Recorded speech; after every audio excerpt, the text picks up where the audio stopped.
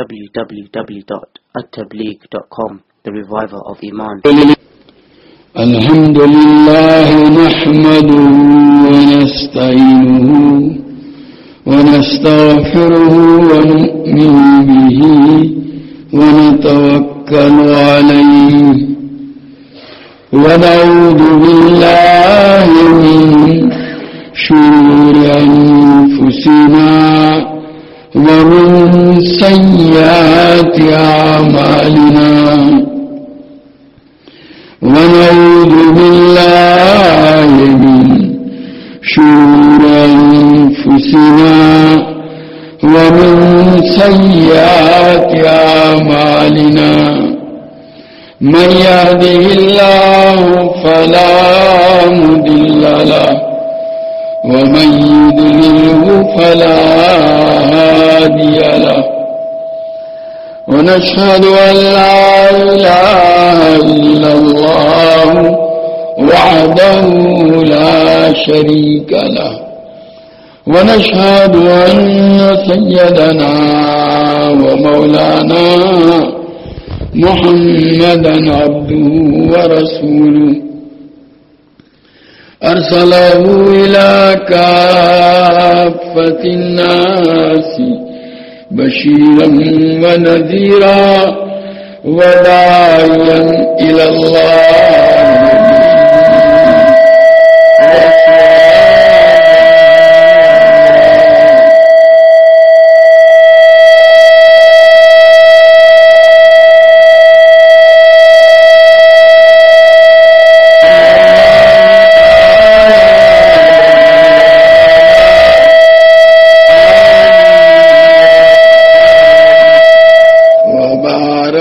وسلم تسليما كثيرا كثيرا. أما بعد فأعوذ بالله من الشيطان الرجيم. بسم الله الرحمن الرحيم. يا أيها الذين آمنوا اتقوا الله وكونوا مع الصادقين. یہ قرآن پاک کی آیت کریمہ کا ایک حصہ ہے جس میں باری تعالیٰ ارشاد فرماتے ہیں کہ اے ایمان والو تقوی اختیار کرو، اللہ سے ڈرو اور اللہ کے سچے بندوں کے ساتھ رہو. اللہ تبارک و تعالیٰ نے قرآن پاک میں بہت سارے مقامات پر تقوی اختیار کرنے کا حکم دیا ہے، بلکہ بعض آیتیں تو ایسی ہیں جن میں ایک آیت میں دو مرتبہ یا ایھا الذین آمنوا اتقوا اللہ وَلْتَنْظُرْ نَفْسٌ مَّا قَدَّمَتْ لِغَدٍ وَاتَّقُوا اللَّهَ. کوئی چھوٹی سی آیت ہے لیکن 2 مرتبہ اتقوا اللہ تقوی کا اللہ تبارک و تعالیٰ نے حکم دیا ہے. تقوی کا لفظ مختلف صیغوں کی شکل میں قرآن پاک میں 200 سے زیادہ مقامات پر استعمال ہوا ہے. تقوی کیا ہے؟ اردو زبان میں اس کا ترجمہ عام طور پر ڈر یا پرہیز 2 میں سے ایک لفظ کے ذریعے سے کیا جاتا ہے. متقی یعنی پرہیزگار، ڈرنے والا. ویسے تقوی سے مراد کیا ہے؟ تو تفسیر ابن کثیر میں ایک اثر حضرت عمر رضی اللہ تعالیٰ عنہ سے منقول ہے کہ ایک مرتبہ حضرت عمر رضی اللہ تعالیٰ عنہ نے حضرت ابی بن کعب رضی اللہ تعالیٰ عنہ سے پوچھا کہ تقوی کیا ہے. پوچھنے والے حضرت عمر رضی اللہ تعالیٰ عنہ ہیں جن کا مقام سب جانتے ہیں کہ حضرات انبیاء علیہ الصلوۃ والسلام کے بعد سب سے افضل حضرت ابوبکر صدیق رضی اللہ تعالیٰ عنہ ہیں، اور ان کے بعد حضرت عمر رضی اللہ تعالیٰ عنہ کا درجہ اور ان کا مقام ہے۔ حضور اکرم صلی اللہ تعالیٰ علیہ وسلم کا ان کے بارے میں ارشاد ہے، لو کان بعدی نبیا لکان عمر، اگر میرے بعد کوئی نبی ہوتے تو وہ حضرت عمر ہوتے۔ اور بخاری شریفی میں ان کے متعلق ایک واقعے کی نسبت سے نبی کریم صلی اللہ تعالی علیہ وسلم کا یہ ارشاد بھی ہے کہ عمر جس گلی سے گزرتے ہیں شیطان اپنا راستہ بدل دیتا ہے، یعنی شیطان کے اوپر بھی حضرت عمر رضی اللہ تعالیٰ عنہ کی ہیبت کا یہ عالم تھا۔ تو حضرت عمر رضی اللہ تعالیٰ عنہ نے ایک مرتبہ حضرت ابی بن کعب رضی اللہ تعالیٰ عنہ سے پوچھا، تو پوچھنے والے حضرت عمر ہیں، پوچھا جن سے جا رہا ہے وہ حضرت ابی بن کعب رضی اللہ تعالیٰ عنہ ہیں، ان کا مقام بھی حضرات صحابہ میں بہت اونچا ہے۔ حضور اکرم صلی اللہ تعالی علیہ وسلم نے ان کے متعلق ارشاد فرمایا ہے، اقرأہم ابی، حضرات صحابہ میں گویا قرآن پاک کے سب سے بہتر پڑھنے والے حضرت ابی بن کعب رضی اللہ تعالی عنہ ہیں۔ حضرات صحابہ صاحب فتویٰ سمجھے جاتے تھے، یعنی مسلمانوں کے سوالات کے جوابات دیا کرتے تھے، ان میں حضرت ابی رضی اللہ تعالیٰ عنہ کا شمار ہے۔ خود حضور صلی اللہ علیہ وسلم نے تاکید فرمائی، ترمذی شریف کی روایت ہے کہ قرآن پاک 4 آدمیوں سے سیکھو۔ ابی نے کہا پہلے 2 تو مہاجرین میں سے ہیں، حضرت عبداللہ ابن مسعود اور حضرت سالم مولا ابا حذیفہ، اور 2 مہاجر انصار میں سے ہیں، ابی بن کعب اور معاذ بن جبل رضی اللہ تعالیٰ عنہ۔ تو انہی حضرت ابی ابن کعب رضی اللہ تعالیٰ عنہ سے پوچھا ان کے متعلق، یہاں تک ہے بخاری شریف میں روایت موجود ہے کہ ایک مرتبہ نبی کریم صلی اللہ تعالی علیہ وسلم نے حضرت ابی سے فرمایا، اے ابی، اللہ تبارک و تعالیٰ نے مجھ کو حکم دیا کہ میں تم کو سورہ لم یکن الذین کفروا پڑھ کر کے سناؤں۔ یہ سن کر حضرت ابی رضی اللہ تعالیٰ عنہ نے عرض کیا کہ یا رسول اللہ سمانی، کیا اللہ تعالیٰ نے میرا نام لے کر آپ کو یہ حکم دیا؟ یہاں سوال پیدا ہو سکتا ہے کہ جب حضور اکرم صلی اللہ تعالی علیہ وسلم یہ فرما رہے ہیں کہ اللہ تعالیٰ نے مجھے حکم دیا کہ آپ کو سناؤں، پھر یہ سوال کیوں کر رہے ہیں؟ تو حدیث کی شرح کرنے والے علماء نے لکھا ہے کہ ہو سکتا ہے یہ بھی ممکن تھا کہ اللہ تبارک و تعالیٰ کی طرف سے حضور اکرم صلی اللہ تعالی علیہ وسلم کو عام انداز میں کوئی حکم دیا گیا ہو کہ آپ اپنے صحابہ میں سے کسی کو سے سورہ لم یکن الذین کفروا پڑھ کر کے سنائیں، اور حضور اکرم صلی اللہ تعالی علیہ وسلم نے اپنی طرف سے ان کا انتخاب فرمایا ہو۔ اگرچہ یہ بھی ان کے لیے بڑی سعادت کی بات تھی، تو بہرحال چونکہ یہ ایک احتمال تھا، اس لیے حضرت ابی رضی اللہ تعالیٰ عنہ نے پوچھا، اللہ سمانی، کیا اللہ تبارک و تعالیٰ نے میرا نام لے کر آپ کو یہ حکم دیا؟ تو حضور صلی اللہ علیہ وسلم نے فرمایا جی ہاں۔ اس پر ان کی آنکھوں سے آنسو آ گئے، یہ گویا خوشی کے آنسو تھے، ذکر میرا مجھ سے بہتر ہے کہ اس محفل میں ہے۔ انہی حضرت ابی ابن کعب رضی اللہ تعالیٰ عنہ سے ایک مرتبہ حضرت عمر رضی اللہ تعالیٰ عنہ نے پوچھا کہ ابی تقویٰ کیا ہے؟ تو اس پر حضرت ابی رضی اللہ تعالیٰ عنہ نے الٹ کر ان سے سوال کیا کہ یا امیر المومنین اسلکت طریقا ذا شوکت، کہ امیر المومنین کبھی کسی کانٹے دار راستے اور پگڈنڈی سے گزرنے کی نوبت آئی ہے؟ یعنی ایسا راستہ، پتلا سا راستہ جس پر انسان گزرتے ہیں، پگڈنڈی جس کو کہتے ہیں، اور دونوں طرف باڑ لگی ہوئی ہو کانٹوں کی، بیچ میں ایک پتلا سا راستہ چلا گیا ہے، ایسے راستے سے چلنے کی اور گزرنے کی نوبت آئی ہے؟ اس کے جواب میں حضرت عمر رضی اللہ تعالیٰ عنہ نے فرمایا کہ جی ہاں، کمادہ سنا تھا کہ ایسے موقع پر آپ نے کیا کیا؟ انہوں نے فرمایا شمر تو سمجھتہت، تو اپنے کپڑوں کو اچھی طرح سمیٹ کر کوشش کر کے نکل گیا تاکہ کپڑے ان کانٹوں کے اندر الجھنے نہ پائیں۔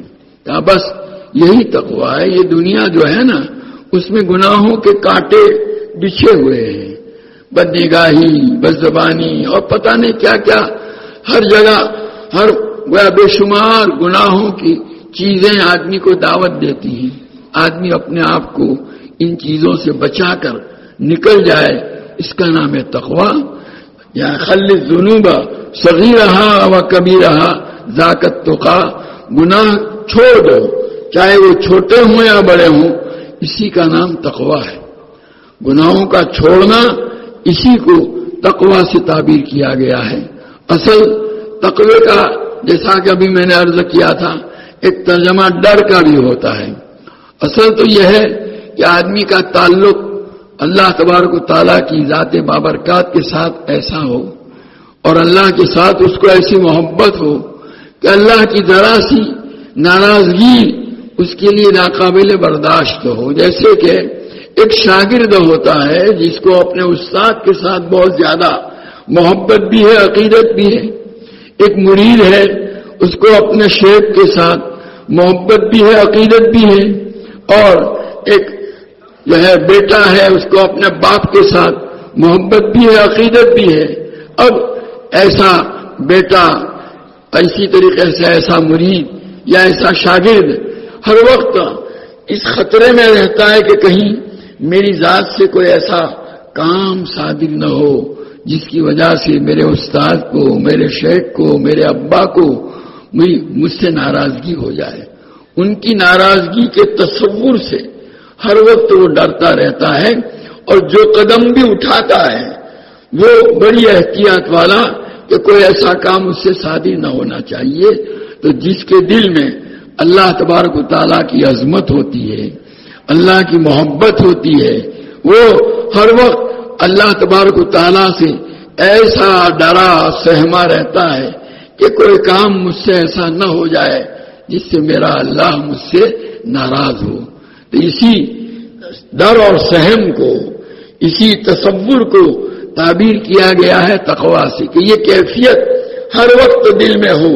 یہ آدمی کو یہ کیفیت جو ہے نا، ہمیشہ گناہ سے باز رکھتی ہے، روکتی ہے۔ کبھی بھی تنہائی کا موقع ہو یا لوگوں کے سامنے ہو، خلوت میں ہو یا جلوت میں ہو، اجالے میں ہو یا اندھیرے میں ہو، گھر میں ہو یا باہر ہو، ہر وقت یہ تصور اس کے دل پر سوار رہتا ہے، جو اس کو اللہ کی کسی بھی نافرمانی سے روکتا ہے۔ سیدنا حضرت عبداللہ ابن عمر رضی اللہ تعالیٰ عنہ کے حالات میں لکھا ہے، ایک مرتبہ وہ مدینہ منورہ سے تشریف لے جا رہے تھے مکہ مکرمہ۔ آپ کے آزاد کردہ غلام اور آپ کے خاص شاگرد حضرت نافع رحمت اللہ علیہ بیان فرماتے ہیں کہ راستے میں ایک جگہ پر آپ نے قیام کیا۔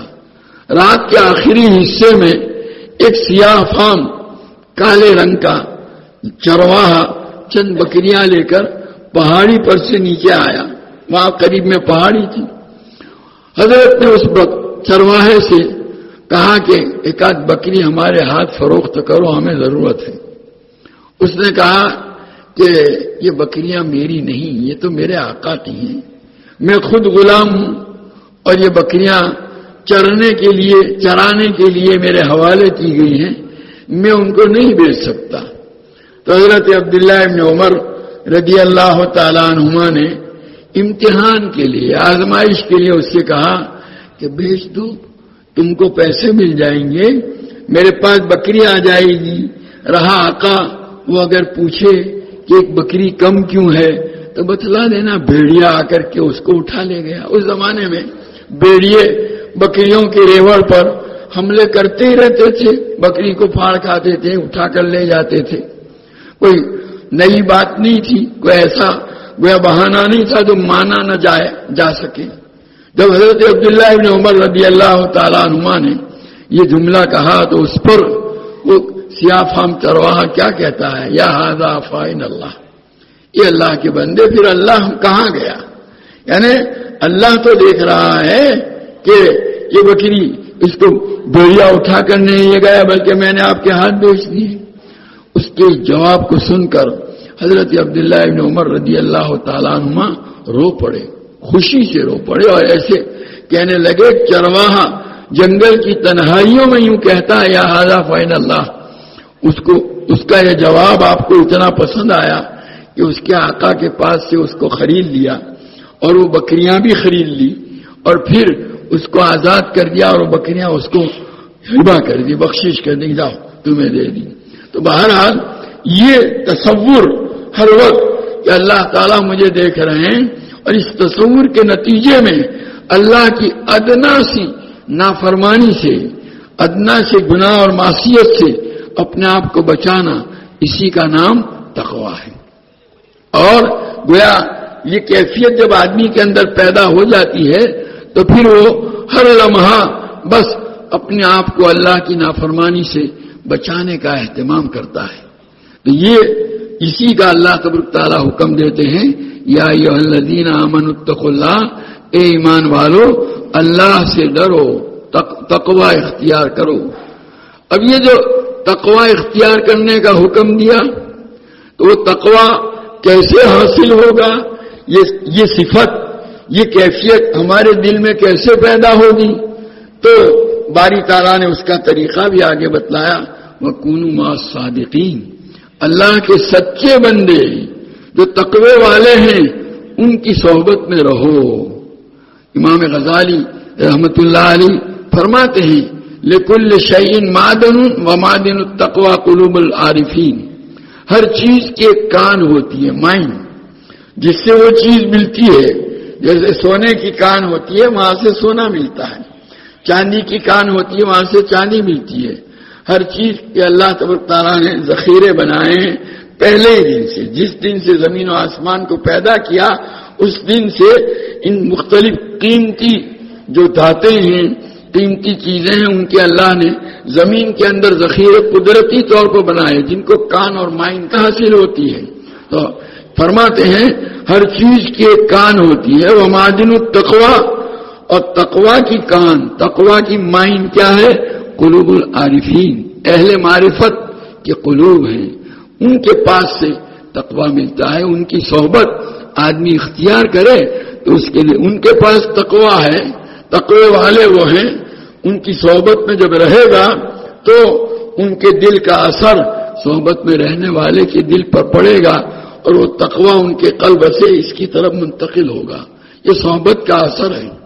صحبت جو ہے نا وہ تو جماعت کے اندر بے جان چیزوں کے اندر بھی اپنا اثر دکھلاتی ہے۔ اردو کی کہاوت ہے، خربوزہ خربوزے کو دیکھ کر رنگ پکڑتا ہے۔ حالانکہ خربوزہ بے جان چیز ہے لیکن اس میں بھی رنگ دوسرے خربوزے کے ساتھ رہنے کی وجہ سے آتا ہے۔ ہم یہ کپڑے رکھتے ہیں نا پیٹی کے اندر، بکس کے اندر، وہاں خوشبودار ٹکیا ساتھ میں رکھی جاتی ہے، تو کپڑا خود بے جان ہے اور یہ خوشبودار ٹکیا جو اس کے ساتھ رکھی گئی ہے وہ بھی بے جان ہے، لیکن ایک مدت تک دونوں جب ساتھ رہتے ہیں تو ساتھ رہنے کے نتیجے کے اندر وہ خوشبودار ٹیکا کا پورا اثر کپڑوں کے اندر آ جاتا ہے۔ ایک بے جان چیز کا اثر دوسری بے جان چیز کے اندر ایک صحبت کے نتیجے میں، ایک مدت تک ساتھ رہنے کے نتیجے میں آتا ہے۔ تو ایک انسان دوسرے انسان کے ساتھ رہے گا تو بھلا اس کا اثر کیوں نہیں آئے گا؟ شیخ سعدی رحمت اللہ علیہ نے صحبت کے اثر کو بڑے عمدہ طریقے سے بیان کیا ہے۔ ہمارے یہاں مدارس کے اندر فارسی کا بھی نصاب ہے. اب تو یہاں فارسی یہاں تو ہے نہیں آپ کے یہاں تو، لیکن ہمارے یہاں ہندوستان کے اندر بھی اب دھیرے دھیرے اس کو بھی دیش نکالا دیا جا رہا ہے. کہیں کہیں ایک آدھ درجہ باقی رہ گیا، کہیں نہیں ہے. تو فارسی، حالانکہ فارسی زبان میں ہمارے دینیات کا ایک بہت بڑا ذخیرہ موجود ہے. کسی زمانے میں گویا یہی دین کی بنیادی زبان قرار دی گئی تھی. خیر، تو بہرحال اسی گلستان کے مقدمے میں شیخ سعدی رحمۃ اللہ علیہ نے صحبت کی تاثیر کو بڑے اچھے انداز سے ذکر کیا ہے.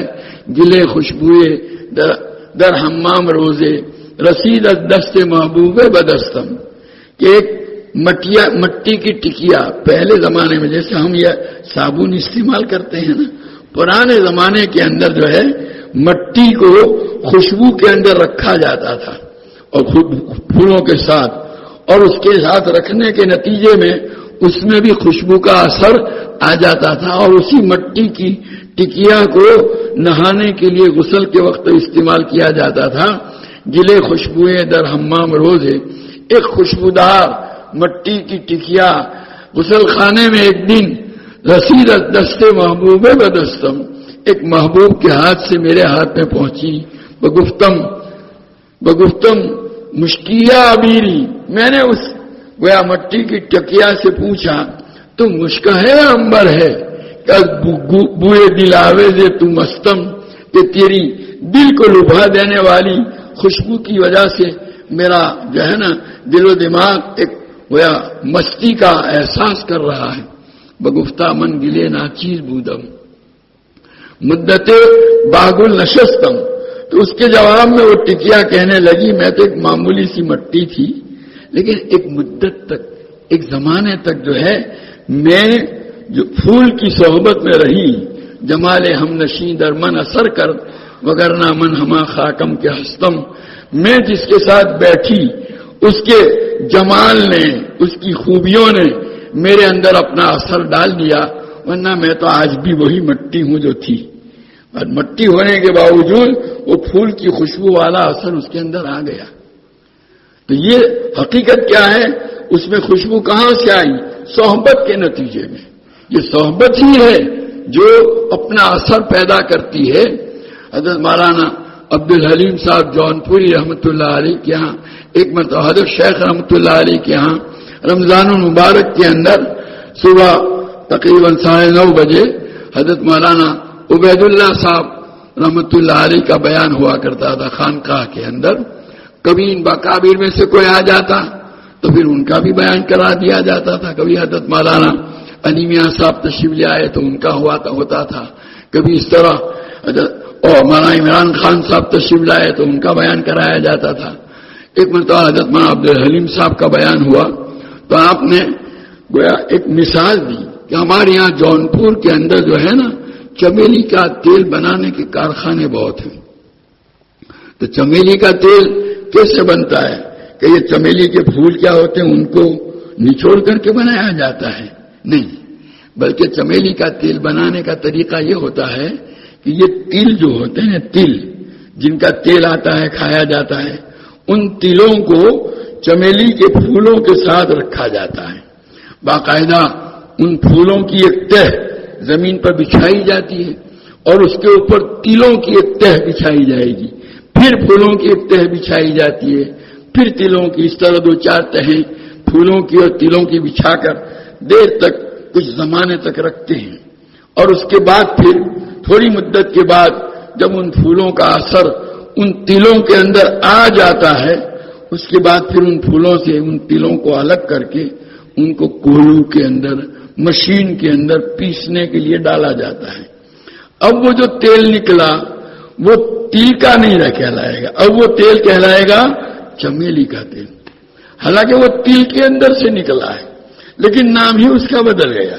صحبت کے نتیجے میں اب اس کو چمیلی کا، تو وہی خوشبو جو چمیلی کے اندر ہوتی ہے وہی اس تیل کے اندر پائی جاتی ہے. یہ ہے گویا خوشبودار جو تیل تیار کیے جاتے ہیں ان کے اسی طریقے سے تیار کیے جاتے ہیں. لیکن فرماتے ہیں کہ بھئی وہ جو تیل بناتے ہیں نا تو ان تیلوں کو ایسے ہی نہیں رکھ دیا جاتا، پہلے باقاعدہ جن تلوں کے اندر سے تیل بنانا ہوتا ہے ان تلوں کو پہلے اچھی طرح خوب دھویا جاتا ہے. دھونے کے بعد پھر ان کی گھسائی ہوتی ہے. وہ تل کو آپ نے دیکھا ہوگا, تل کے اوپر ایک باریک جلی بٹر پیپر جیسی ہوتی ہے, باریک جلی جو اوپر کے باہر کے اثر کو اندر جانے دیتی نہیں ہے. تو اس کو اچھی طرح دھونے کے بعد اس کو پھر گھسائی ہوتی ہے. گھسائی کر کے وہ اوپر والی جلی جو ہوتی ہے نا اس کو کیا کرتے ہیں, دور کرتے ہیں. اور اس کے بعد پھر ان تلوں کو پھول کے ساتھ رکھتے ہیں ایک مدت تک. اب اس کے بعد ان تلوں کو جب مشین کے اندر ڈال کر کولوں میں ڈال کے پیسا جائے گا تو وہ جو تیل نکلتا ہے وہ چمیلی کا تیل ہوتا ہے, تل کا نہیں کہلاتا. تو گویا یہ گھسائی اور دھلائی یہ بہت ضروری ہے. رکاوٹ بھی وہ پھول کا اثر تیل تک پہنچنے کے لیے رکاوٹ جو تھی اس رکاوٹ کو دور کرنا. تو اصل تو صحبت اپنا اثر کرتی ہے. تو اب ایسے یہ بھی فرماتے ہیں بھائی دیکھو صحبت کا اثر, ایک آدمی درزی بننا چاہتا ہے تو کیسے بنے گا؟ کسی درزی کی صحبت میں رہے گا نا, کسی ٹیلر کی صحبت میں تو ٹیلر بنے گا. کوئی آدمی باورچی بننا چاہتا ہے تو کک کی صحبت میں رہے گا تو کک بنے گا. حالانکہ باورچی کے فن پر لکھی ہوئی بہت ساری کوکنگ کے موضوع پر لکھی ہوئی بہت ساری کتابیں وہاں کسی بک اسٹال پر سے لا کر کے وہ پڑھ لے, ازبر کر لے, زبانی یاد کر لے, امتحان میں اعلیٰ پہلا نمبر لاوے تو بھی اس کو جو ہے نا کچھ چائے بھی بناتے آئے گی نہیں جب تک کہ وہ باورچی کی صحبت میں نہیں رہے گا. ایک وہ شخص ہے جس نے کچھ پڑھا نہیں, کوکنگ کے موضوع کے اوپر, سبجیکٹ کے اوپر کوئی بک نہیں پڑھی, صرف رہا وہ جاہل اناڑی انگوٹھا صاحب ہے. اور رہا کس کے پاس؟ کسی باورچی کی صحبت میں, لیکن اعلیٰ قسم کا باورچی تھا, اس کی صحبت میں رہا تو ایک مدت کے بعد وہ بھی بڑھیا قسم کا کیا بن جائے گا؟ باورچی بن جائے گا. حالانکہ اس نے ایک لفظ بھی نہیں پڑھا, اس کوکنگ کے فن کے اوپر کسی کتاب کو نہیں دیکھا, لیکن کوک کی صحبت میں رہا. اور ایک وہ دوسرا ہے جس نے کوکنگ کے سبجیکٹ پر لکھی ہوئی بے شمار کتابیں بک اسٹال سے لا کر کے پڑھی, زبانی یاد کر لی, تو اس کو جو ہے کھچڑی بناتے بھی آئے گی نہیں جب تک کہ باقاعدہ کسی باورچی کی صحبت اختیار نہ کرے. درزی کا بھی یہی حال.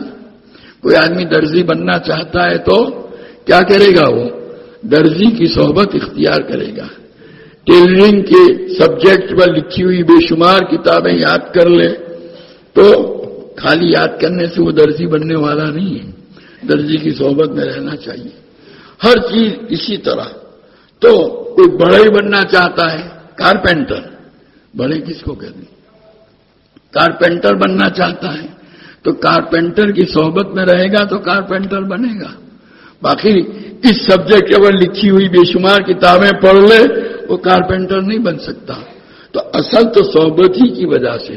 تو کوئی آدمی تقوی حاصل کرنا چاہتا ہے تو اہل تقوی کی صحبت اختیار کرے گا تو تقوی حاصل کر سکے گا, ورنہ نہیں. یہ بات طے شدہ ہے. البتہ جیسا کہ ابھی میں نے کہا کہ وہ اس صحبت کے مؤثر ہونے کے لیے ان کی صحبت میں رہ کر یہ چیز تقوی کب آئے گا؟ جبکہ بیچ میں کوئی رکاوٹ نہ ہو, مانے نہ ہو, رفع موانے. کسی بھی صحبت کا, جیسے کہ یہ میں نے تل کی مثال دی تھی, وہ تل پھولوں کے ساتھ رکھے گئے اور پھر ان تلوں کو مشین میں ڈال کر پیسا گیا تو وہ چمیلی کا تیل بن گیا. یہ کب بنے گا؟ پہلے ان تلوں کو باقاعدہ اچھی طرح دھویا گیا ہو, اچھی طرح ان کی گھسائی کی گئی ہو, اوپر کی جلی دور کی گئی ہو, اس کے بعد پھولوں کے ساتھ رکھیں گے تو پھول کی صحبت کا اس کے اندر اثر آئے گا. اگر یہ دو کام نہیں ہوئے, دھلائی اور گھسائی نہیں ہوئی, ایسے ہی تل لے کر کے پھولوں کے ساتھ رکھ دیے تو مہینہ بھر بھی رکھو اور اس کے بعد آپ جو ہے اس کو جو ہے پیسو گے تو وہ تیل میں خوشبو آنے والی نہیں. کیوں؟ وہ جو جھلی اندر بیٹھ رہے نا، اس تل کے اوپر جو بٹر پیپر لگا ہوا ہے، وہ پھول کے اثر کو اندر جانے سے کیا کرتا ہے؟ روکتا ہے۔ تو صحبت اثر اس وقت کرے گی جب اس صحبت کے اثر کے آنے میں کوئی رکاوٹ نہ ہو، مانے نہ ہو۔ مانے اگر ہوگا تو اس صورت کے اندر پھر صحبت کا اثر نہیں ہوگا۔ آج کل سب سے بڑی مصیبت جو ہے وہ یہ ہے کہ اہل اللہ کی خدمت میں، اللہ کے نیک بندوں کی خدمت میں بہت سے لوگ جاتے ہیں، لیکن اس صحبت کے اثر کرنے کے لیے جو موانع کا دور ہونا ضروری ہے، بہت ساری رکاوٹیں ہیں۔ ان رکاوٹوں کو جب تک کہ دور کرے گا نہیں، وہاں تک اس صحبت سے فائدہ پہنچنے والا نہیں ہے۔ سب سے پہلی رکاوٹ جو ہے وہ تو نیت کا درست ہونا، اخلاص نیت۔ بہت سے لوگ تو کیا ہو جاتے ہیں تو بھائی ہم بھی کچھ ذرا، ہم کو بھی کہیں اجازت مل جائے، ہم بھی خلیفہ بن جائیں تو ہماری بھی پوچھ پاچھ ہونے لگے لوگوں کے درمیان میں، دو آدمی ہم کو بھی سلام کریں۔ وہ حب جاہ، حالانکہ بزرگوں کی صحبت تو اس لیے اختیار کی جاتی ہے کہ یہ حب جاہ کا جو مرض ہے اس کو دور کیا جائے۔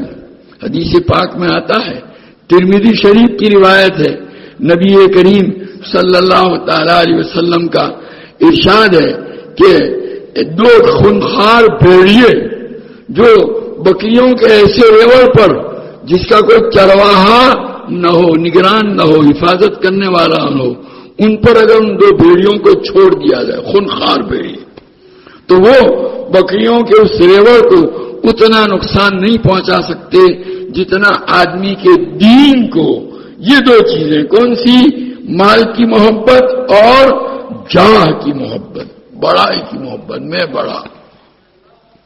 یہ حب جاہ اور حب مال، اس سے آدمی کے دین کو جتنا نقصان پہنچتا ہے، حضور صلی اللہ علیہ وسلم فرماتے ہیں دو خونخوار بھیڑیوں کو بکریوں کے ایسے ریوڑ پر جن کی حفاظت کرنے والا کوئی چرواہا نہ ہو چھوڑ دیا جائے تو اس ریوڑ کو اتنا نقصان نہیں پہنچا سکتے جتنا یہ دو چیزیں، مال کی محبت اور جاہ کی محبت، آدمی کے دین کو پہنچاتی ہے۔ تو اخلاص ہونا چاہیے۔ ایک مرتبہ ایک آدمی جو ہے حضرت جنید بغدادی رحمۃ اللہ علیہ کی خدمت میں مدت تک رہا۔ اب وہ کہتا ہے کہ حضرت اتنی مدت سے ہوں جو ہے تو پھر بھی مجھے کوئی فائدہ نہیں پہنچ رہا ہے، کچھ سمجھ میں نہیں آتا۔ حضرت نے پوچھا کہ تم کیوں رہتے ہو میرے پاس؟ کہ وہ آپ سے دولت لے کر دوسروں تک پہنچاؤں۔ کہ وہ پہلے ہی دن سے وہ بڑے بننے کا دل کے اندر سوچ رکھا ہے، تو کیسے آئے گا؟ تو یہ جو عام طور پر بہت سے لوگ آتے ہیں، رہتے بھی ہیں، سب جو ان کو کام سونپا جاتا ہے وہ کرتے بھی ہیں، لیکن دل میں یہی ہے ہم کو اجازت مل جائے، ہم بھی کچھ بڑے بن جائیں، تو یہ خلاص نہ پائے جانے کی وجہ سے وہ بات حاصل نہیں ہوتی۔ ایک سب سے پہلی رکاوٹ تو یہ ہے۔ دوسری رکاوٹ جو ہے وہ توحید مطلب کا نہ ہونا۔ توحید مطلب کیا ہے؟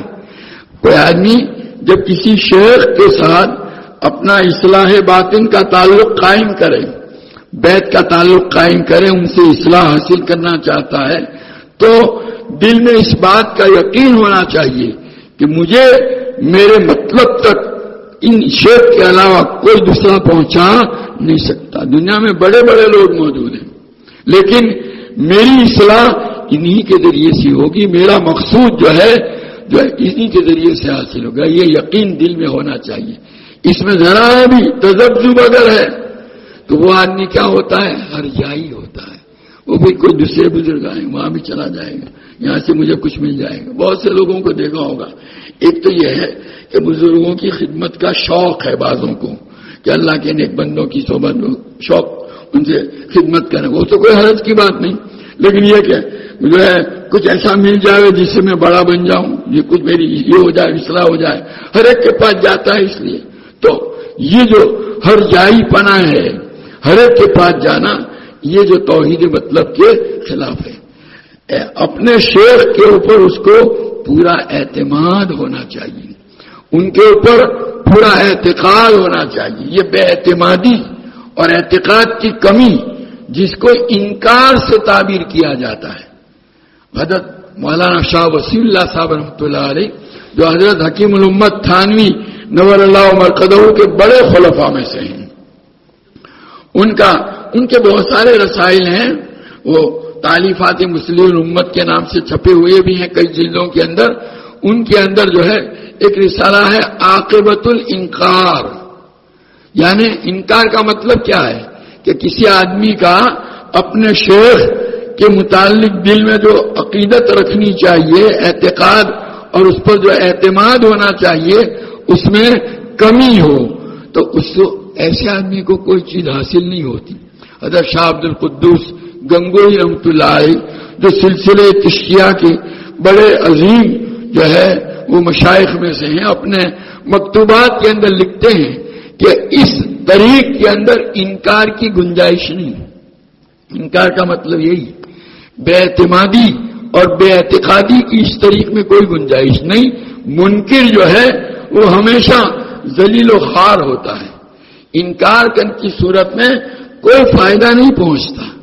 حضرت ابو عثمان ہیوری رحمت اللہ علیہ بہت بڑے بزرگ گزرے ہیں.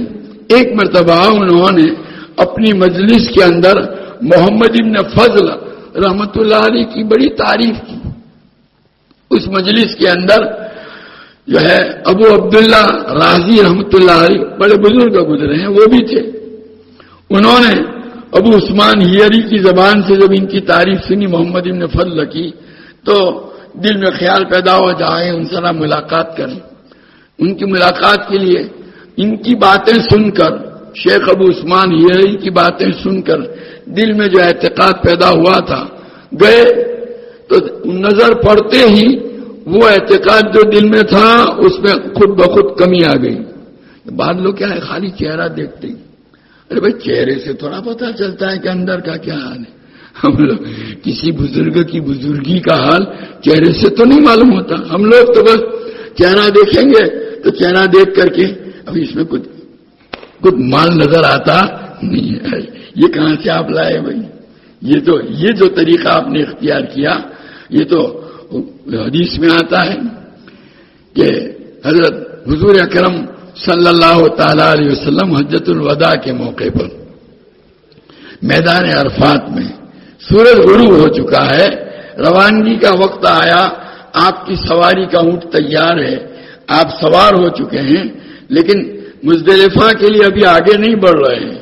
آپ کے پاس اس وقت یمن کے شاہی گھرانے کے کچھ لوگ بھی موجود تھے. وہ بھی سوچ رہے ہیں کیا بات ہے، حضور صلی اللہ علیہ وسلم سواری تیار ہے، آپ بیٹھ چکے ہیں، اس کے باوجود بھی ابھی چلا نہیں رہے.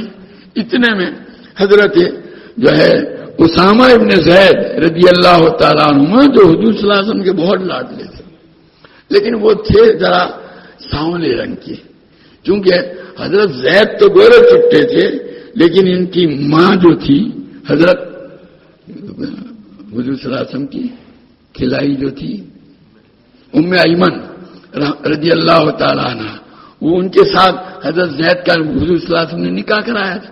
وہ حبشیہ تھی. تو یہ جو پیدا ہوئے تو ان کے اندر اثر ماں کا آیا. چہرے کے اندر بھی سانولے رنگ کے تھے، بال بھی ان کے گھنگریالے تھے، اور جو ہے قد بھی ذرا پست قد تھے. اب وہ کہیں وقت پر کہیں قضائے حاجت کے لیے گئے ہوں گے، وہ آئے، ان کو پیچھے حضور صلی اللہ علیہ وسلم نے بٹھایا اور روانہ ہوئے. جب ان کو دیکھا تو ان کے چہرے کو دیکھ کر کے ان کے دلوں میں ان کی حقارت آئی اور یوں سوچا اچھا ان کی وجہ سے ہم کو رکنا پڑا. تو حضرت عروہ ابن زبیر رحمت اللہ علیہ جو بہت بڑے محدث بھی ہیں اور مدینہ منورہ کے 7 فقہاء میں سے شمار ہوتے ہیں، انہوں نے ارشاد فرمایا کہ ولدا کفر اہل الیمن من اجلذا، کہ یہ جملہ یہ محمد ابن سعد طبقات ابن سعد کے جو مؤلف ہیں وہ فرماتے ہیں کہ میں نے اپنے استاد یزید ابن ہارون سے پوچھا کہ حضرت عروہ ابن زبیر کے اس جملے کا مطلب کیا ہے. کہا انہوں نے بتلایا کہ نبی کریم صلی اللہ علیہ وسلم کی وفات کے بعد وہ ارتداد کی جو ہوا چلی اور لوگ اسلام سے نکلے اور کفر اختیار کیا تو یمن کے بہت سے قبائل اس مصیبت میں گرفتار ہوئے. ان کی وجہ یہ تھی کہ انہوں نے حضرت گویا اسامہ رضی اللہ تعالیٰ عنہ کے متعلق دل میں یہ خیال حقارت کا لائے. یہ جو کسی کو حقیر سمجھنا بڑی خطرناک چیز ہے. اور تو بہرحال یہ امام ابو عبداللہ رازی رحمۃ اللہ علیہ بڑے شیخ مشائخ میں سے ہیں. وہ فرماتے ہیں کہ ابو عثمان ہیری کی زبان سے یہ محمد ابن فضل کی بہت تعریف سن کر میں گیا، لیکن ان کی تعریف سن کر میرے دل میں جو اعتقاد پیدا ہوا تھا ان کے چہرے پر نظر پڑتے ہی وہ کیفیت نہیں رہی اور مجھے کوئی فائدہ بھی نہیں ہوا. میں جب واپس آیا تو کہا ابو عثمان ہیری نے مجھ سے پوچھا کیسا پایا، تو جو حقیقت تھی میں نے بتلا دی کہ مجھے تو کوئی فائدہ نہیں ہوا. تو کہا آپ نے ان کو چونکہ حقیر سمجھا، اور اس طریق کے اندر اصول ہے کہ جب کسی کو حقیر سمجھو گے تو اس سے بالکل فیض نہیں پہنچے گا. اس کے فیض سے، جس کو وہ حقیر سمجھ رہا ہے اس کے فیض سے اس آدمی کو محروم کر دیا جاتا ہے. قدرت کا یہ قانون ہے. تو اس لیے اب تم جاؤ، دوبارہ جاؤ اور پورے ادب و احترام اور عقیدت کے ساتھ جاؤ. کہا دوبارہ گئے اور اسی شرط کے مطابق گئے کہ بہت فائدہ ہوا. آ کر بتلایا کہ یہی ہے اصل طریقہ. حضرت سالم بن عبداللہ تستری رحمۃ اللہ علیہ نے ایک مرتبہ بصرہ کے اندر ایک جو تھے نانبائی تھے، روٹیاں پکانے کا ان کا جو تھا پیشہ تھا، بہت اللہ والے تھے. ان کی انہوں نے بہت تعریف کی کہ بصرہ میں ان کی دکان ہے فلاں طباخ اور یہ بہت پہنچے ہوئے آدمی ہیں. تو ان کی مجلس میں ایک آدمی کے دل میں خیال آیا چلو میں ان سے فائدہ حاصل کرنے کے لیے جاؤں. تو سفر کر کے وہ گیا. وہاں جب پہنچا تو دیکھا کہ وہ روٹیاں بنا رہے تھے. تو یہ جو تندور کے اندر روٹیاں بنانے والے روٹی بناتے ہیں تو ان کا طریقہ یہ ہوتا ہے، داڑھی اگر ہوتے ہیں تو داڑھی کے اوپر وہ کپڑا ڈال دیتے ہیں تاکہ وہ روٹی لینے کے لیے جو ہے جھکتے ہیں تو کہیں وہ آگ کے جو شعلے ہوتے ہیں اس کی وجہ سے بال جلنے نہ پائیں، وہ کپڑا ڈالے رہتے ہیں. تو وہ آدمی جب گیا اور پہنچا تو وہ روٹی پکا رہے تھے اور ان کے داڑھی کے اوپر وہ نانبائیوں کے دستور کے مطابق کپڑا لگا ہوا تھا. یہ آدمی کہتا ہے کہ بس میری نظر پڑتے میرے دل میں یہ خیال آیا کہ یہ اگر اللہ کے ولی ہوتے تو پھر اپنے بالوں کو بچانے کے لیے کپڑا پہننے کی کیا ضرورت تھی، نقاب لگانے کی کیا ضرورت تھی.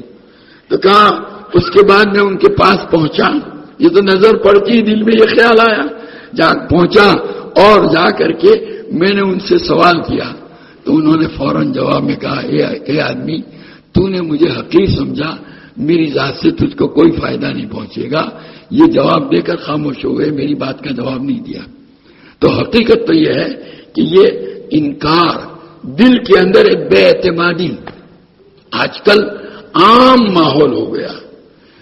یہاں طریقے اس تصوف کے اندر اور اصلاح باطن کی راہ کے اندر توحید مطلب سب سے اہم چیز ہے. اس کے بغیر کبھی جب تک کہ آدمی اپنے آپ کو اپنے شیخ کے سامنے مٹائے گا نہیں اور ان کے متعلق اس بات کا اعتقاد نہیں رکھے گا کہ مجھے جو ہے میرے مقصود تک پہنچانے والی واحد ذات یہی ہے. کون؟ دیکھو اصل تو اللہ تعالیٰ دین، ہر چیز اللہ تعالیٰ دیتے ہیں، لیکن اللہ تعالیٰ نے اس دنیا کو مسبب الاسباب بنایا ہے. اللہ تبارک تعالیٰ کے ساتھ تعلق قائم ہونے کا طریقہ یہی ہے کہ اللہ کے کسی ایسے بندے سے جو اللہ کے ایسے نیک بندوں کی صحبت میں رہا ہو اور ان میں سے کسی نے اس کے اوپر اپنے اعتماد کا اظہار کر کے اجازت دی ہو، ایسوں کی صحبت میں رہے گا تو پھر یہ چیز حاصل ہوگی. تو یہ ایک سبب ہے. جیسے علم حاصل ہوتا ہے کیسے؟ استاد کی صحبت سے حاصل ہوتا ہے، استاد کے پاس حاصل ہوتا ہے. خود نبی کریم صلی اللہ تعالی علیہ وسلم کا ارشاد انما انا قاسم واللہ یعطی، میں تو تقسیم کرنے والا ہوں، دینے والی ذات تو اللہ کی ہے. دیکھو حضور اکرم صلی اللہ تعالی علیہ وسلم اپنے اتنے اونچے مقام کے باوجود یہ چیز ارشاد فرمایا کہ دینے والے اللہ ہیں. میں تقسیم گویا میں واسطہ ہوں. جیسے کوئی آدمی کسی کو دے، بادشاہ نے کسی کو دیا، لو تقسیم کرو، تو جو تقسیم کرنے والے کے ہاتھ سے جب ان کو پہنچتا ہے لوگ جانے کہ دینے والا کون ہے؟ بادشاہ. یہ تو تقسیم کرنے والا تو پہنچتا ہے تقسیم کرنے والے کے ہاتھ سے، لیکن سمجھدار لوگ جانتے ہیں کہ دینے والا وہ ہے. تو اسی طریقے سے گویا جیسے علم استاد کے واسطے سے آتا ہے، لیکن علم دینے والی ذات کون ہے؟ اللہ کی. ایسی معرفت اور نسبت، اللہ تعالیٰ کے ساتھ تعلق، یہ بھی شیخ کے واسطے سے اللہ تعالیٰ نے دنیا کو دارالاسباب بنایا. کوئی چیز اللہ تعالیٰ ڈائریکٹ دیتے ہی نہیں. کہیں کہیں کبھی جو ہے شاذ و نادر کے طور پر ایسا ہوتا ہے، لیکن دستور اللہ تعالیٰ کا قانون یہی ہے. آپ کو دودھ لینا ہو تو دودھ کے لیے واسطہ کون ہے؟ گائے ہے، بکری ہے، بھینس ہے یا نہیں؟ ان کے علاوہ کسی اور جانور سے دودھ پائیں گے آپ؟ کوئی آدمی کا یہ کالی کالی بھینس، مجھے تو اس سے دودھ نہیں لینا، میں تو شیرنی سے لوں گا. تو وہی شیرنی سے ملتا ہو تو لو. ظاہر ہے اللہ تعالیٰ نے دودھ کے لیے واسطہ کس کو بنایا؟ اسی جانور کو بنایا. جیسے آپ کو آم کھانا ہو تو آم کہاں سے ملے گا آپ کو؟ آم کے درخت سے ملے گا. تو ہر چیز کا کہ دنیا میں اللہ نے اسباب بنائے ہیں، ایسے اللہ کے ساتھ تعلق پیدا ہونے کا اور تقویٰ کے حصول کا ذریعہ جو ہے شیخ کو بنایا. سمجھا کہ نہیں؟ تو اللہ نسبت دینے والی ذات تو، تقویٰ دینے والی ذات تو کس کی ہے؟ اللہ کی. لیکن یہ واسطہ ہے، سبب ہے. ہمارے حضرت شیخ رحمۃ اللہ علیہ، حضرت مولانا زکریا صاحب رحمۃ اللہ علیہ نے آپ بیتی میں اپنے شیخ حضرت مولانا خلیل احمد صاحب سہارنپوری مہاجر مدنی رحمۃ اللہ علیہ کا مقولہ نقل کیا ہے کہ میں تو ایک نلکا ہوں. نلکا یہ ہینڈ پمپ ہوتا ہے نا، پانی تو کہاں سے آتا ہے؟ وہی مبدأ فیاض. جیسے ہینڈ پمپ سے کوئی آدمی چلاوے تو ہینڈ پمپ پانی نہیں دیتا. ساری دنیا جانتی ہے کہ پانی تو اندر سے آتا ہے، ہینڈ پمپ تو کیا ہے؟ واسطہ. تو اسی طریقے سے شیخ نہیں دیتا، دینے والی ذات تو کون ہے؟ اللہ کی. شیخ تو خالی واسطہ ہے. اسی لیے حضرت شیخ رحمۃ اللہ علیہ نے جملہ نقل کیا ہے کہ اصل مرید کا اعتقاد ہے، پیر تین کا ہے. خس کہتے ہیں تین کے، وہ میرا پیر تین کا ہے، لیکن مجھے فائدہ پہنچنے کے لیے میرا اعتقاد کیا ہے؟ کافی. مجھے اس سے عقیدت ہے، اس عقیدت کی برکت سے اللہ تعالیٰ فائدہ پہنچ. کوئی بھی شیخ ہو، بڑے سے بڑا شیخ ہو، لیکن اگر آپ کو اس کے اوپر اعتماد نہیں ہے، ساری دنیا اس کی بزرگی کو تسلیم کرتی ہے، ساری دنیا اس کے علم کو تسلیم کرتی ہے، ساری دنیا اس کے کمالات کو تسلیم کرتی ہے، لیکن آپ کے دل میں اس کے متعلق اگر اعتقاد نہیں ہے تو آپ کو کبھی فائدہ نہیں پہنچے گا. یہ قاعدے کی بات ہے. دیکھو نبی کریم صلی اللہ تعالی علیہ وسلم کے فیض کا کوئی انکار کر سکتا ہے؟ نہیں نا. لیکن یہ منافقین کو فیض پہنچا کیوں؟ حالانکہ وہ بھی آپ کی خدمت میں آتے تھے اور اپنے ایمان کا اظہار بھی کرتے تھے، لیکن وہ محروم کے محروم رہے. کیوں؟ وہ زبان سے بولتے، دل میں اعتقاد نہیں. فیض پہنچنے کے لیے جس اعتقاد کی ضرورت ہے وہ نہ ہو تو اسی کو تعبیر کرتے ہیں کیسے؟ انکار سے. تو حضرت میں نے کہہ رہا تھا حضرت شاہ وسیع اللہ صاحب رحمۃ اللہ کا باقاعدہ رسالہ ہے عاقبۃ الانکار، لیکن ان کی زبان وہ جیسے حضرت تھانی رحمۃ اللہ علیہ کی علمی زبان ہوتی ہے، آج کل کے ہمارے علماء کو بھی جلدی سے سمجھ میں نہیں آتی. اس رسالے کو ابھی جو ہے ایک عالم نے ذرا آسان کر کے اس کی تفصیل کر کے چھاپا ہے، اسے انشاءاللہ فائدہ پہنچے، اس کا ضرور مطالعہ کیا جائے. تو بہرحال میں یہ عرض کرنا چاہتا ہوں، انکار، یہ انکار سب سے بڑی رکاوٹ ہے. فیض کیا؟ لوگ زندگیاں گزار دیتے ہیں لیکن دل میں ان کے متعلق جو عقیدت ہونی چاہیے، ان کے اوپر جو اعتماد ہونا چاہیے، وہ اعتماد نہیں ہوتا، اس لیے فائدہ نہیں پہنچتا. تو یہ گویا دوسرا پہلا معنی، پہلی رکاوٹ تو کیا تھی؟ عدم اخلاص، اخلاص کا نہ ہونا. دوسری رکاوٹ کیا ہے فیض کے حاصل ہونے میں، فائدہ نہ پہنچنے میں؟ یہ انکار یعنی اس پر اپنے شیخ کے اوپر اس کو اعتماد اور اعتقاد کا نہ ہونا، بے اعتمادی بے اعتقادی یا اعتقاد کم ہو تو اس صورت میں اس کو فائدہ نہیں پہنچے گا۔ تیسری رکاوٹ جو ہے وہ مخالفت سنت طریقوں سے ہٹ کر کے چلنا، سنت کی مخالفت، یہ اگر کسی کے اندر پائی جاتی ہے تو بھی اس کو اپنے شیخ سے کبھی کوئی فائدہ نہیں پہنچے گا، یہ بھی موانع میں شمار کیا گیا ہے۔ اور چوتھی رکاوٹ جو ہے وہ حسن پرستی، بد نگاہی، جہاں دیکھی بھلی صورت مچل بیٹھے جیسا حال کہ وہاں کسی عورت کو دیکھ لیا، کسی جو ہے خوبصورت لونڈے کو دیکھ لیا تو جو ہے اس کے اوپر عاشق ہو گئے، یہ چیز جو ہے بد نگاہی۔ ویسے بھی جو ہے عام طور پر اس طرح جو تاک جھانک کرنا جس کو کہتے ہیں، یہ کبھی بھی ایسے آدمی کے دل میں اللہ کا تعلق پیدا نہیں ہوا۔ تمام صوفیاء کا اتفاق ہے کہ جس آدمی کو یہ بیماری ہو کہیں کی بد نگاہی کی، نامحرم عورتوں کو دیکھنے کی، چاہے وہ زندہ ہوں چاہے ان کی تصویریں ہوں، جیسے آج کل یہ انٹرنیٹ کے اوپر سب ایک عام مزاج بنتا جا رہا ہے، گھنٹوں گھنٹوں لوگ دیکھتے رہتے ہیں نامحرم کی تصاویر، تو اس کے ساتھ کبھی بھی کسی کے دل میں جو ہے اللہ کے ساتھ تعلق پیدا نہیں ہو سکتا۔ نسبت کی راہ میں بہت بڑی رکاوٹ اس کو قرار دیا گیا ہے، یہ بھی معنی ہے، اس سے بھی اپنے آپ کو بچانے کی ضرورت ہے۔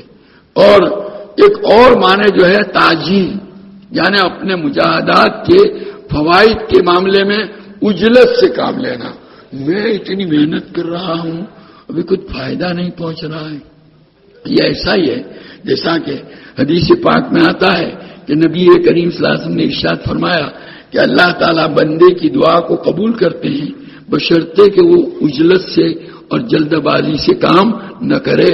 جلد بازی یہ ہے کہ وہ یوں کہے کہ میں نے تو دعا کی لیکن قبول نہیں ہوتی۔ یہ تو اسی طرح یہ جو مجاہدات ہوتے ہیں، مجاہدات کا مطلب کیا؟ مجاہدے کے دو درجے ہیں۔ مجاہدے کا ایک تو پہلا درجہ جو ہے وہ آدمی فرائض اور واجبات کی ادائیگی کا اور حرام اور مکروہ تحریمی کاموں سے اپنے آپ کو بچانے کا اہتمام کرے، یہ مجاہدہ تو واجب ہے، اس کے بغیر تو کسی کو بھی اللہ کا قرب حاصل ہو سکتا نہیں ہے۔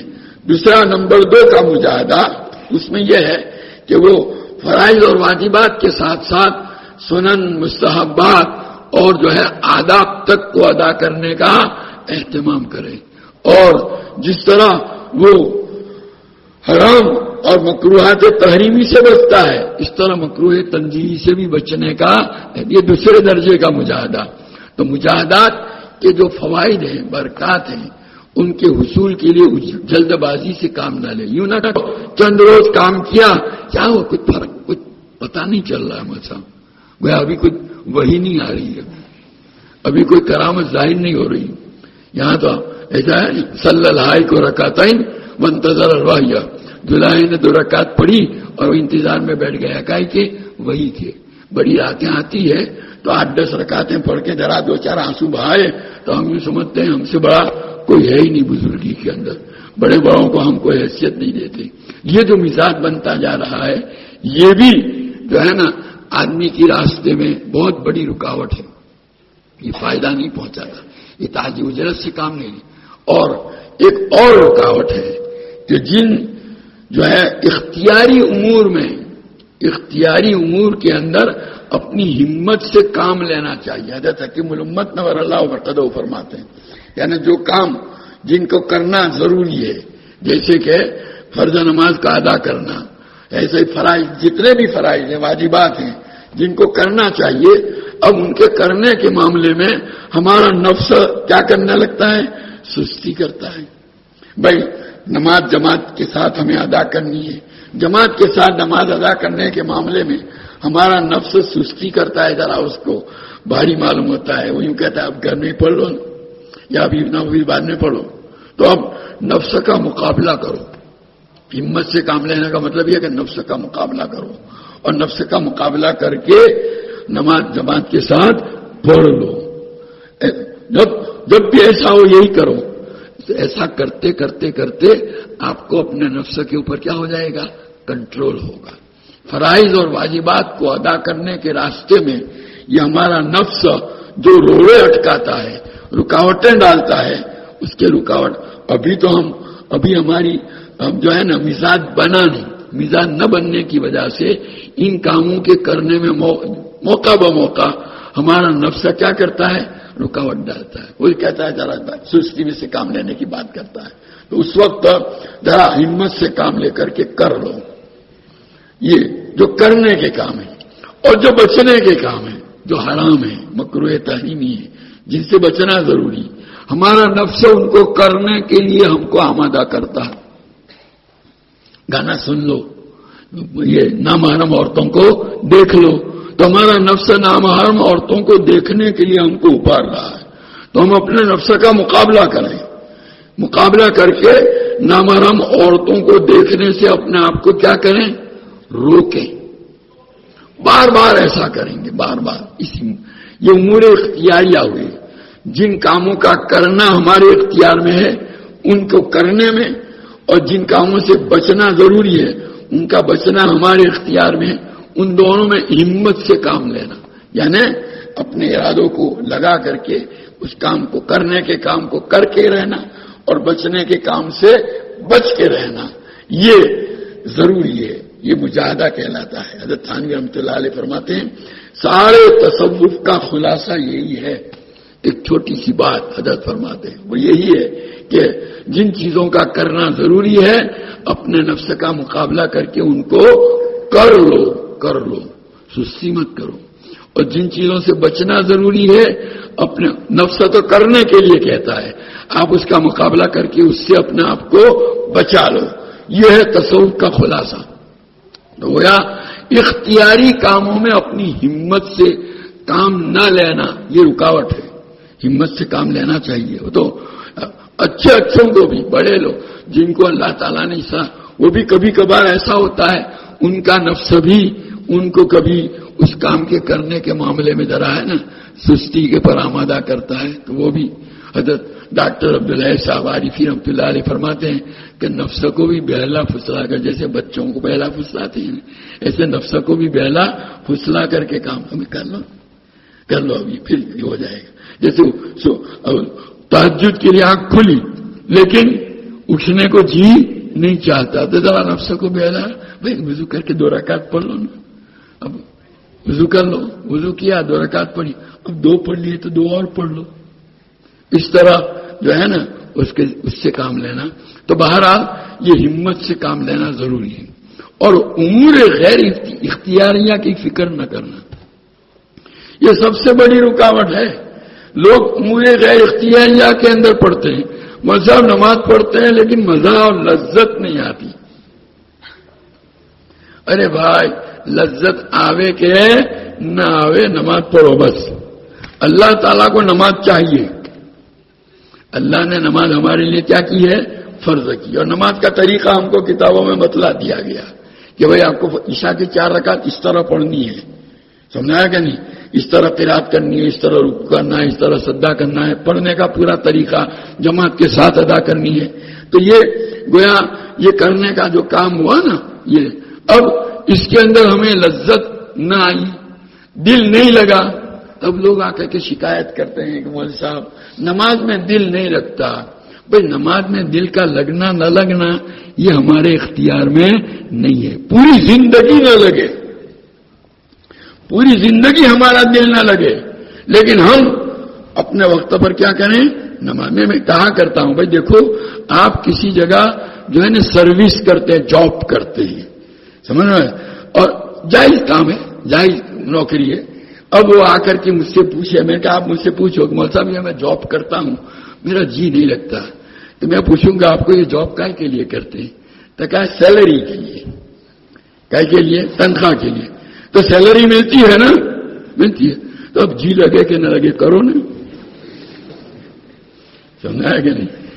تو ایسا ہی جو ہے اللہ تعالیٰ نے نماز کا حکم دیا، نماز فرض قرار دی، نماز پر ہمیں ثواب ملے گا چاہے ہمارا جی لگا ہو یا نہ لگا ہو.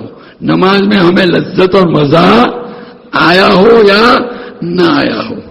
بلکہ حضرت گنگوئی رحمۃ اللہ علیہ تو یوں فرماتے ہیں کہ اگر کسی کو نماز میں لذت اور مزہ نہ آوے اور اس کے باوجود نماز پڑھتا ہے تو وہ میرے نزدیک اور زیادہ قابل مبارکباد. جس کو لذت آتی ہے اور وہ پڑھتا ہے وہ تو لذت کے لیے پڑھتا ہے. ہو سکتا ہے اس کو لذت آتی ہے نا, اس کا جی لذت میں لگا, اور جس کو لذت نہیں آتی اور پڑھتا ہے وہ تو خالص کس کے لیے پڑھتا ہے؟ اللہ کے لیے. ایک لطیفے کے طور پر ہمارے ایک دوست کہتے ہیں کہ بھئی کھانے کے لیے کہیں جان دعوت ہوتی, کھانے کو جی نہیں چاہتا, تو اب وہ کہتے ہیں کہ بھی کھانے کو جی نہیں چاہتا تو بھی اللہ واسطے کھا لو نا, جی چاہے تو کھاتے ہی رہتے ہو. یہ کہتے کہ اس دعوت میں جس میں تمہارا جینا چاہتا ہو پھر کھاؤ گے تم کو ثواب زیادہ ملے گا, اللہ واسطے کھاؤ گے. یہ تو لطیفے کی بات کرتا ہوں. تو نماز میں جی لگے کہ نہ لگے, نماز اللہ تعالیٰ کو تو ہماری عشاء کی نماز ہے تو یہ 4 رکعتیں چاہیے. یہ 4 رکعتیں چاہے خشوع والی ہو, ہم کوشش تو ہم یہی کریں. خشوع کا جو طریقہ بتلایا ہے اور نماز کو پڑھنے کے لیے نماز کے ایک تو فقہا نے جو طریقہ بتایا, کچھ چیزیں نماز کے اندر فرض ہیں, کچھ کیا ہیں واجب ہیں, کچھ سنت ہیں, کچھ کیا ہیں مستحب ہیں, کچھ آداب کے قبیل سے ہیں. ان تمام چیزوں کی رعایت اور خیال کرتے ہوئے نماز پڑھنا, اس تمام کا خیال کرتے ہوئے نماز پڑھو. اب اس کے اندر اس کے باوجود مزہ نہ آئے کوئی فکر کرنے کی ضرورت نہیں. آپ کی یہ نماز اللہ کے یہاں کیا ہو گئی؟ قبول ہو گئی, گارنٹیڈ. اور آپ کے نام ثواب آپ کے کھاتے میں لکھ دیا گیا, بے فکر رہو. شیطان اور نفس آپ کو اگر بہکاتے ہیں تو ان کے بہکاوا میں آنے کی ضرورت نہیں ہے.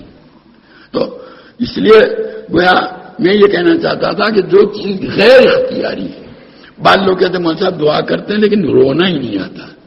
اب رونا اچھی چیز ہے. حضرت ثانی رحمۃ اللہ علیہ کہتے ہیں بعض کام ایسے ہیں جو محمود ہیں لیکن جو ہے غیر اختیاری ہیں, ہو جائے تو بہت اچھا, نہیں تو اللہ اللہ خیر صلی اللہ, کوئی فکر کی بات نہیں. دعا کرو, دعا مطلوب ہے, دعا کی. اب دعا میں اگر رونا نہ بھی آیا کوئی حرج کی بات نہیں ہے. ایسا نہیں کہ دعا میں رو گے تو ہی آپ کی دعا قبول ہوگی ورنہ نہیں ہوگی, ایسا کہیں شرط نہیں لگائی گئی. تو بہرحال دعا کی قبولیت کے لیے جو شرائط ہیں پورے کرو, نماز کی قبولیت کے لیے جو شرائط ہیں پورے کرو. اب چاہے جی لگے یا نہ لگے, اس کے لیے محنت ضرور کرنی ہے, محنت ضرور کی جائے, لیکن محنت کے بعد بھی اگر یہ چیز حاصل نہ ہو تو کوئی فکر کرنے کی ضرورت نہیں. اللہ تعالیٰ کے یہاں یہی نماز مطلوب ہے بس.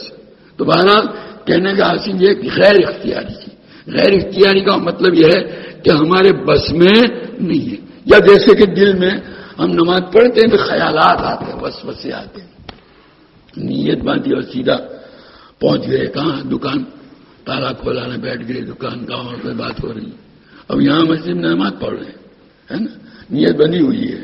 اب یہ جو غیر اختیاری طور پر اب آپ کو ایک دم پھر یاد آ گیا, رہی میں کہاں پہنچ گیا, پھر آ جاؤ, پھر آ جاؤ, دوبارہ یہاں پہنچ جاؤ, پھر بے خبری میں پھر پہنچ گئے, کوئی حیرت نہیں. تو یہ خیالات وساوس جو ہیں چاہے اچھے ہوں یا برے ہوں, یہ غیر اختیاری. غیر اختیاری کا مطلب یہ ہے کہ ان کے لانے میں ہمیں دخل. جو کام غیر اختیاری ہوتا ہے تو اس کو آدمی اپنے اختیار سے دور کر سکتا. دیکھو یہ انگلی ہلا رہا ہوں, میں انگلی ہلا, میں اپنے اختیار سے ہلا رہا ہوں, تو آپ مجھے کہہ سکتے ہیں مسا انگلی مت ہلاؤ, نہیں ہے. لیکن ایک وہ بیماری ہوتی پارکنگز, کیا لرزہ, ہاتھ ہلتا ہے نا, کسی بڑے میاں کا ہاتھ ہلتا ہے تو بچہ کہتا ہے ابا ہاتھ مت ہلاؤ, تو ابا کیا کہ ابا میں نہیں ہلاتا یار, یہ تو خود بخود ہلتا ہے. خود بخود ہلتا ہے تو اس کا روکنا میرے اختیار میں نہیں ہے. جو کام جو خیال خود بخود آتا ہے اس کا روکنا ہمارے اختیار میں. اس کی فکر میں مت پڑو. جو چیز ہمارے اختیار سے باہر ہے اس کی فکر میں مت پڑو. اس کی فکر میں پڑنا یہ بھی بہت بڑی رکاوٹ ہے. کس میں؟ اس راستے کے اندر. اس کی بھی حضرت ثانی رحمۃ اللہ علیہ فرماتے ہیں اس کا بھی بڑا یہ ہونا چاہیے. اور جو ہے نا नाजिन्स की सोहबत, नाजिन्स यानी आपका जो मकसूद है, आप इस्लाह बातिन तरीके, इस तरीक सुलूक के रास्ते में चल रहे हैं। एक आदमी ऐसा है जो इस बातिनी इस्लाह को मानता नहीं है, ये क्या बात है, बुजुर्गों का है, मैं कुछ मानता नहीं। वो शेखुल हदीस भी है, बुखारी भी पढ़ाता है, लेकिन अगर वो इसका कायल नहीं है ना, तो उसकी सोहबत से आपको नुकसान ही पहुंचेगा। इसलिए कि वो हमेशा ऐसी बातें करेगा जिसके नतीजे में आपके दिल से इस जो है ना इस्लाह बातिल वाले रास्ते की कदर कीमत क्या हो जाएगी, घट जाएगी, और उसकी वजह से अपने शेख के साथ जो एहतिकाद और जो है ना अकीदत रहनी चाहिए वो बाकी नहीं रहेगी। इसलिए इसी को नाजिन्स की सोहबत कहते हैं। इसलिए अपने आप आजकल सबसे बड़ा, बुजुर्गों ने लिखा है, इस जमाने में सबसे बड़ा नुकसान जो है वो नाजिन्स की सोहबत से पहुंचता है। और लोग, पढ़े लिखे लोग भी नाजिन्स का मतलब ही नहीं समझते। नाजिन्स यानी हम जो ये राह चल रहे हैं, कौन सी, इस्लाह बातिन की, समझा है कि नहीं। इस इस्लाह बातिन का जो आदमी कायल न हो, जो उसको तस्लीम न करता हो, उसकी जरूरत को महसूस न करता हो, चाहे वो अपनी जगह पर कितना ही बड़ा आलिम हो, तो भी उसकी सोहबत में आप रहोगे, उसकी बातें जब सुनेंगे तो वो ये इसके अगेंस्ट में बात करेगा, और जब उसके खिलाफ बात करेगा तो आपके दिल में से इस राह की जो अहमियत है वो क्या हो जाएगी, घट जाएगी, और जो फायदा पहुंचना चाहिए नहीं पहुंचेगा। अपने शेख के सिलसिले में भी आजकल आज जमाना ऐसा हो गया, जिस पर जाओ जो इल्जाम लगा दो, व्हाट्सएप पर बात चला दी किसी के मुताबिक, कौन तहकीक करता है, सब मान के बैठ जाते हैं एक तरफ से। अखबार में कोई चीज झूठी छाप दी, उसको लोग मान लेते हैं।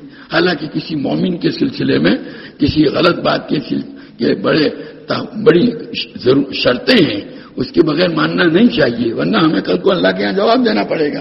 तो अब क्या हो गया कि जिसके साथ हमारा ताल्लुक है इस्लाह बातिन का, लोग आकर के उसके मुतालिक आजकल तो कसदन फलाना पीर साहब का ये मुरीद है ना, तो आपके पास आएंगे, उनकी बुराई करेंगे, अरे तुम वो तो ऐसे है ना, वो तो ऐसे है, ऐसे के बात ही मत सुनो उसकी जबान से। जैसे मैं यूं कहा करता हूं कि भाई तुम्हारे बाप को कोई आदमी बुरा भला कहे, हम जानते हैं मेरा बाप बुरा है, आदमी जानता है, वो आदमी जानता है मेरा बाप क्या पीता है, शराब पीता है, चोरी करता है, सब कुछ। लेकिन ऐसे आदमी के सामने भी कोई आदमी आकर उसके बाप के मुतालिक बुरा कहेगा, सुनेगा वो? नहीं सुनेगा ना, दो तमाचे वाले का तू जा। तो जब अपने बाप के मुतालिक ये सुनने के लिए तैयार, हालांकि हम जानते हैं कि हमारे बाप में वो बुराइयां हैं जो ये कह रहा है, तो उसको हम सुन, तो ये भी हमारे रूहानी बाप हैं, उसके मुतालिक अब जो बातें कह रहा है वो तो वैसे भी गलत है। तो कोई भी आदमी उसको मौका ही न दो कोई ऐसी बात, ऐसे आदमियों की सोहबत से दूर रहो। ऐसे लोग ऐसी बातें आपके शुयूख के मुतालिक दिल में डालकर आपके दिलों में उनके एतकाद को कम करके उनके फैज से हमेशा के लिए आपको क्या करते हैं, सबसे बड़ी महरूमी इस जमाने के अंदर ये है, ये नाजिन्स की सोहबत। इससे अपने आप को खास तौर पर बचाने की जरूरत है। और एक चीज जो माने और रुकावट है वो है हराम लुकमा, नामुवाफिक गिज़ा। अक्ले हलाल को शर्त करार दिया है इसके लिए। जहां कोई गलत कोई हराम या मुश्तबह डाउटफुल कमाई है किसी की, और वो अगर ये तो चाहे जिंदगी भर मशाइख की सोहबत में रहे, उससे उसको फायदा नहीं पहुंचेगा। तो बहरहाल ये बहुत सी रुकावटें हैं, जरूरत तो यह है कि इन रुकावटों को क्या किया जाए, दूर किया जाए, तब ये सोहबत से फायदा पहुंचेगा। तो कुनू मा सादिकीन, अल्लाह के नेक और सारे बंदों की सोहबत में रहो, उससे जो ये तकवा उसी वक्त हासिल होगा जबकि ये सारी रुकावटें दूर की जाए।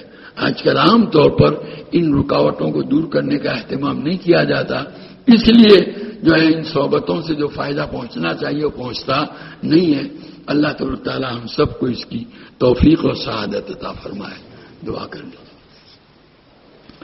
सुब्हानक अल्लाहुम्मा व बिहम्दिका व तबारक अस्मुका व तआला जद्दुका व ला इलाहा गैरुक, अल्लाहुम्मा सल्लि व सल्लिम व बारिक अला सय्यिदिना मौलाना मुहम्मद व अला आलि सय्यिदिना व मौलाना मुहम्मद كما تحب وترضى بعدد ما تحب وترضى.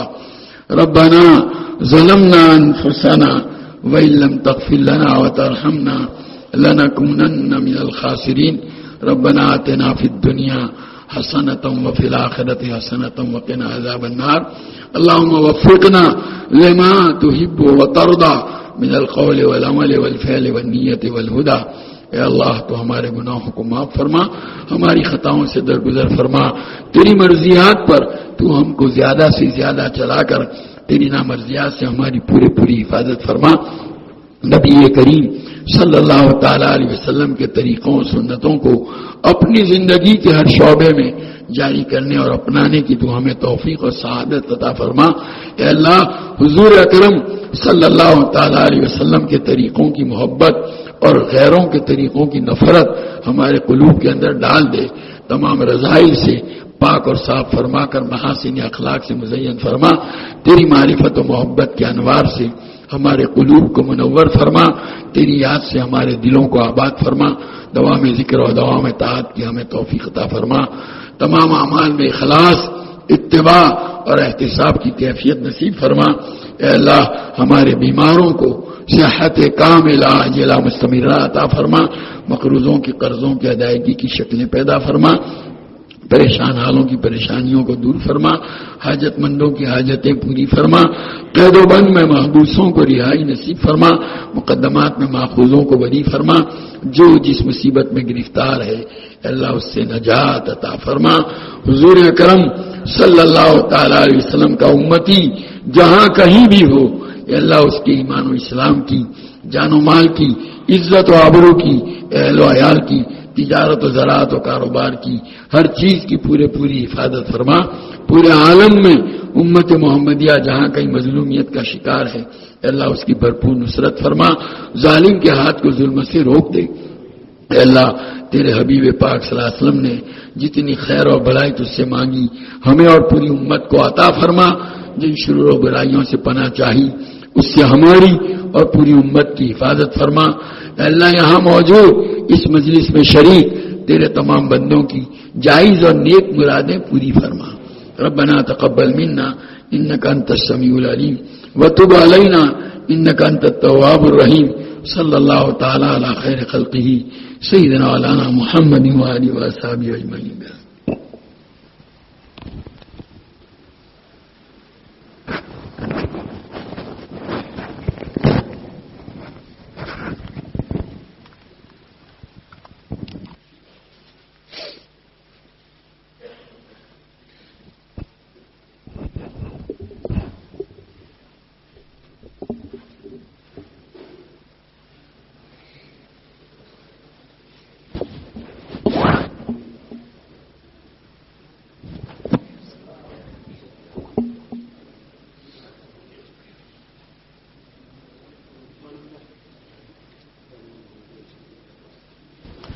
Brothers, an important announcement. Inshallah, tomorrow Mufti Sahib's program will be at the Markaz after the Maghrib Salah. Inshallah, tomorrow Mufti Sahib will have a program after the Maghrib Salah at the Johannesburg Markaz.